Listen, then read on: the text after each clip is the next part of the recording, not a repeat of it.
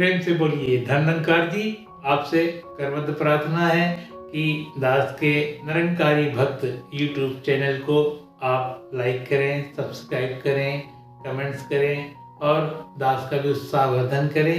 इस चैनल में आपको संपूर्ण हृदय वाणी के साथ साथ अनेकों गीत, भजन और विचार भी समय समय पर उपलब्ध होंगे। इसी भावना के साथ आपसे दास निवेदन करता है कि इसको खूब शेयर करके जगह जगह पहुंचाएं, बड़ी कृपा होगी। प्रेम से बोलिए धन्यवाद। शब्द नंबर 32 गायन और भाव के साथ प्रस्तुत कर रहा है, आशा प्रवान करें। एक तू ही निरंकार, मंजिल तेरे पास है फिर भी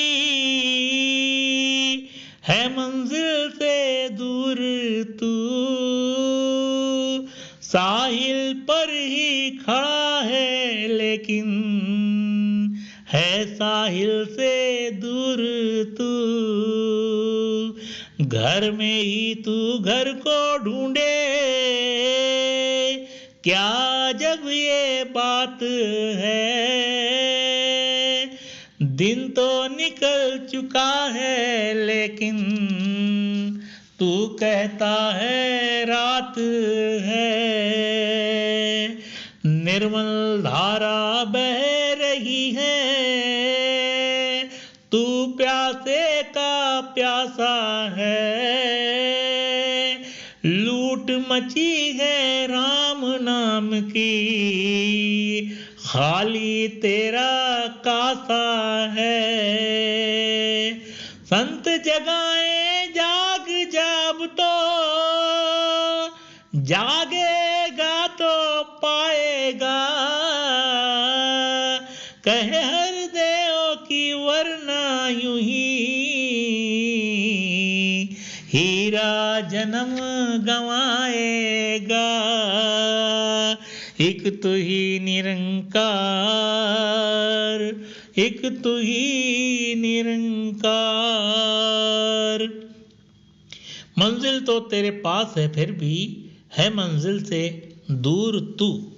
सत्संग प्यार से बोलिए धनंकार जी।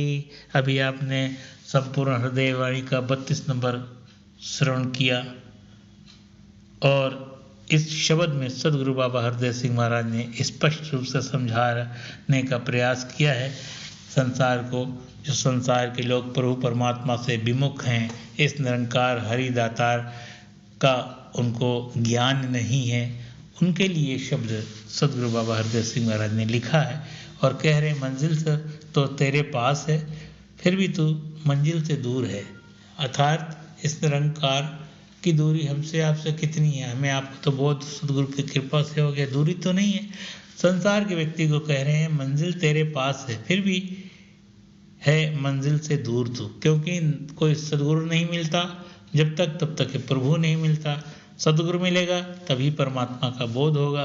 तो मंजिल के पास खड़ा होने के बावजूद भी सदगुरु नहीं मिला, बोध कराने वाला नहीं मिला, तो मंजिल तेरे पास होने के बावजूद भी तो मंजिल से दूर है, ये बात कह रहे हैं जी। साहिल पर ही खड़ा है लेकिन है साहिल से दूर, तो कह रहे तो साहिल पर खड़ा होते हुए भी साहिल से दूर है क्योंकि गुरु नहीं मिला। आगे भी कह रहे हैं जी, घर में ही तू घर को ढूंढे, क्या जब ये बात है। फिर कह रहे हैं इस निरंकार में अर्थात घर में घर को ढूंढ रहा है, अर्थात ईश्वर में ईश्वर को ढूंढ रहा है। कह रहे मुझको कहाँ ढूंढे रे बंदे, मैं तो तेरे पास में, पास खड़ा हरि सूझत नहीं। ये हरि परमात्मा तो साथ खड़ा हुआ लेकिन सूझ नहीं रहा है। कस्तूरी कुंडल बसे मेरे ढूंढे बन माए, ऐसे घट घट राम है दुनिया जाने ना है। वही बात कह रहे हैं, समझा रहे हैं। घर में ही तू घर को ढूंढ रहा है, क्या जब बात है। आगे भी कह रहे हैं जी, दिन तो निकल चुका है लेकिन तू कहता है रात है। ये दिन तो चाहा हुआ है लेकिन तू कह रहा रात है, क्योंकि तुझे परमात्मा का बोध नहीं है। और जिसको सदगुरु की कृपा से बोध हो जाता है उसके लिए प्रभात है और तेरे लिए रात है। आगे भी कुछ कह रहे हैं जी, निर्मल धारा बह रही है तू प्यासे का प्यासा है। कहते निर्मल धारा, ये निराकार चौगिर्द हमारे राम का, अर्थात राममय वातावरण में तू होते हुए भी निर्मल धारा बह रही है और तू प्यासे का प्यासा है। आगे क्या कह रहे जी, लूट मची है राम नाम की, खाली तेरा कासा। कह रहे राम नाम की तो लूट है और तेरा कासा, तेरा बर्तन खाली का खाली है। क्यों? कह रहे लूट मची है राम नाम की, खाली तेरा कासा है। राम नाम की लूट है, लूट सके तो लूट, अंत काल पछताएगा जब प्राण जाएंगे छूट। राम नाम की तो लूट मची हुई है और तेरा कासा, तेरा बर्तन खाली है। बड़ा सोचने का विषय है, गंभीर विषय है।